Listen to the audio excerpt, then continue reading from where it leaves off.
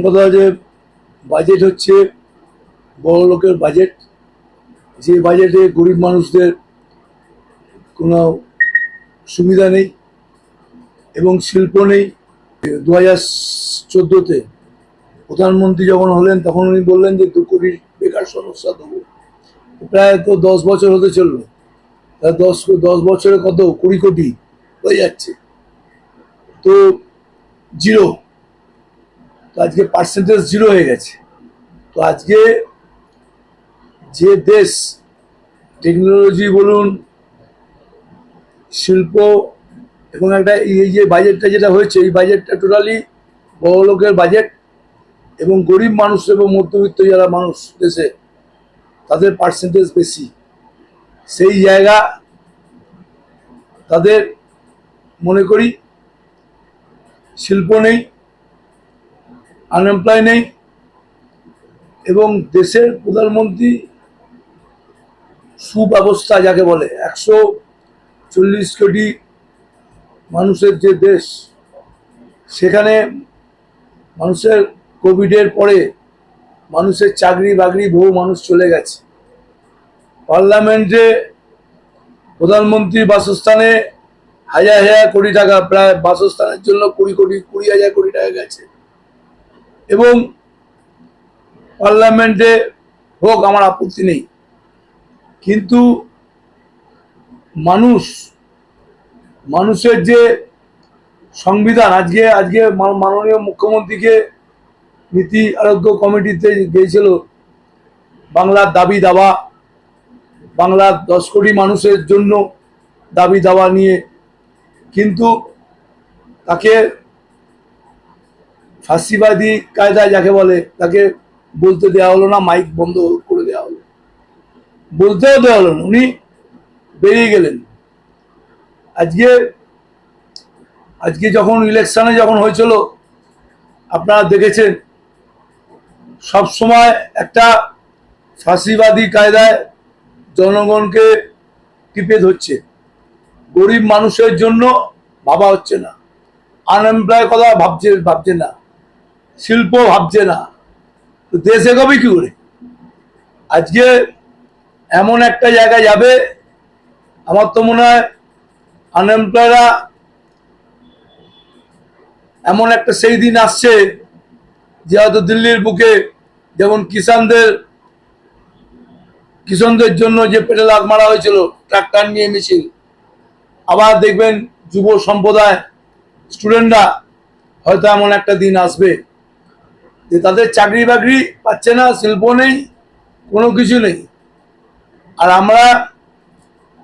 আমরা নিশ্চয়ই দেশের নিরাপত্তা নিশ্চয়ই দেখব, ভাববো, কিন্তু দেশের ভাবার সঙ্গে সঙ্গে দেশের মানুষ, স্টুডেন্টরা যারা লক্ষ লক্ষ কোটি কোটি মানুষ বেকার হয়ে যাচ্ছে, চাকরি বাকরি পাচ্ছে না, শিল্প নেই, তারা কোথায় যাবে সেটা ভাবা উচিত দেশের প্রধানমন্ত্রী। আর দিদি, বাংলার যেটা আমাদের বাজেট, বাংলার বিরোধী বাজেট, 10 কোটি মানুষের সর্বত্র 2014 থেকে এই জিনিস চলছে। বাংলাকে পেটে লাথ মারার চক্রান্ত চলছে। 100 দিনের টাকা দেওয়া হয়নি, রাজ্য সরকার মমতা বন্দ্যোপাধ্যায় সরকার তাদেরকে দেওয়া হয়েছে 100 দিনের টাকা এবং আবাস যোজনার টাকা। সেটা অভিষেক ব্যানার্জি বলেছেন যে আমাদের আবাস যোজনার টাকা রাজ্য সরকার ব্যবস্থা করবে। এক্সাক্ট ডেটটা আমি বলতে পারছি না, কিন্তু অভিষেক ব্যানার্জি বলেছেন।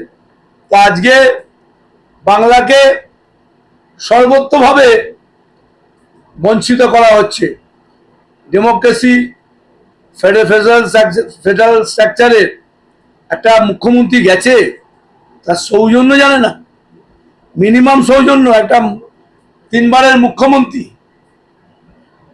আগামী দিনে 2026ও 4র্থবারের মুখ্যমন্ত্রী হবেন, কিন্তু যে মিনিমাম ন্যূনতম ভদ্রতা, নীতি আরোগ্য কমিটির যে মিটিংটা হয়েছে সেখানে তাকে ন্যূনতম ভদ্রতা জানে না।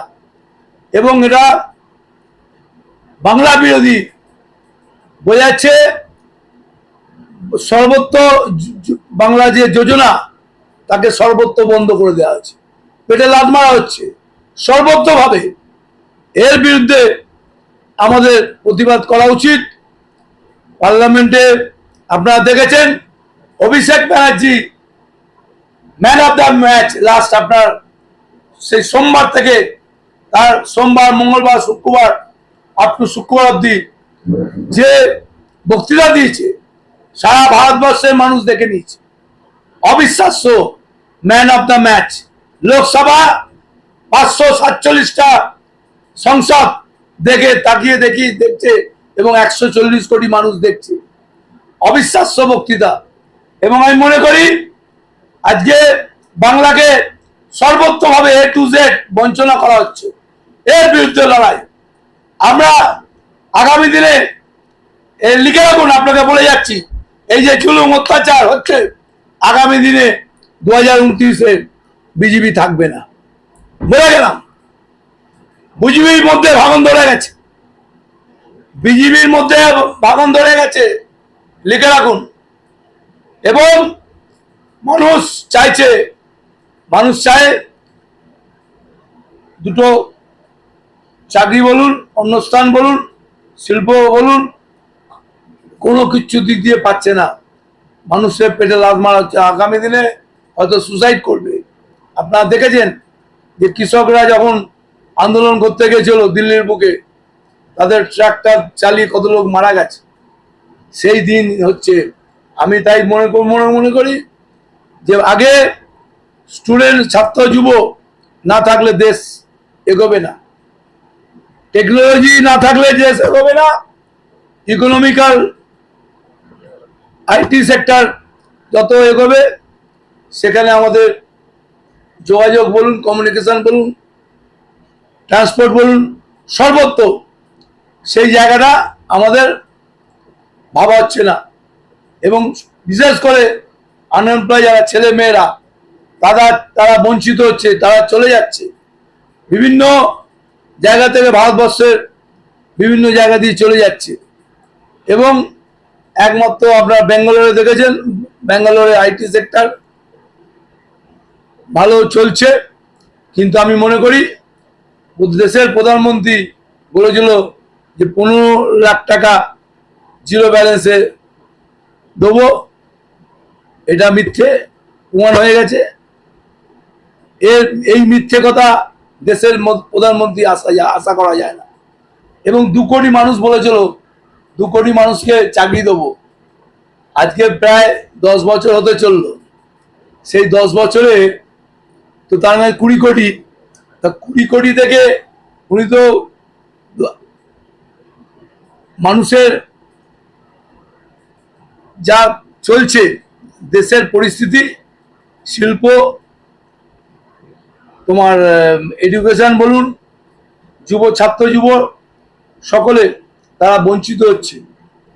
এই বঞ্চিত, বিশেষ করে বাংলাকে বিরোধী তাদের পরিবারকে, বাংলা 10 কোটি মানুষকে ভাতে বা পেটে লাথ মারা করাচ্ছে। বাংলাকে সর্বত্রভাবে আমাদের যে রাজ্য সরকারের যে ফেডারেল স্ট্রাকচারে কেন্দ্রীয় সরকারের যে টাকা, সেই টাকাটা বঞ্চিত হচ্ছে। এই বঞ্চিতকে দিদি যেভাবে এই প্রতিকূল অবস্থার মধ্যে দিয়ে করছে, তার মধ্যে সর্বে সেরা আপনারা দেখেছেন, বিশ্ব দরবারে সম্মান পেয়েছেন কন্যাশ্রী, যুবশ্রী, স্বাস্থ্যসাথী প্রকল্প, আগামী দিনে আরো প্রকল্প হবে। এবং বিজেপি দেখছে যে মমতা বন্দ্যোপাধ্যায়ের যে প্রকল্পগুলো, প্রায় 65 প্রকল্প, তার মধ্যে তো বিশ্বের দরবার এবং ভারতবর্ষের সেরা চিফ মিনিস্টার হিসাবে চিহ্নিত হয়ে গেছে, আপনারা দেখেছেন। তো আজকে যেভাবে ঘটনা হয়েছে, এই ঘটনা ভারতবর্ষের ফেডারেল স্ট্রাকচারে এটা জনবিরোধী। এই জনবিরোধী একটা 3 বারের জেতা মানুষের জনপ্রতিনিধি ভোট নিয়ে জিতেছে, 3বার মুখ্যমন্ত্রী, সেখানে মাইক কেড়ে নিল। এটা একটা গণতন্ত্রের প্রতি একটা আঘাত। এবং সংবিধান মানছে না, ল মানছে না, ডেমোক্রেসি মানছে না, ফাঁসিবাদী কায়দায় দেশ চলছে। এই জিনিস আমি মনে করি 2029-এ বিজেপি পতন হবে।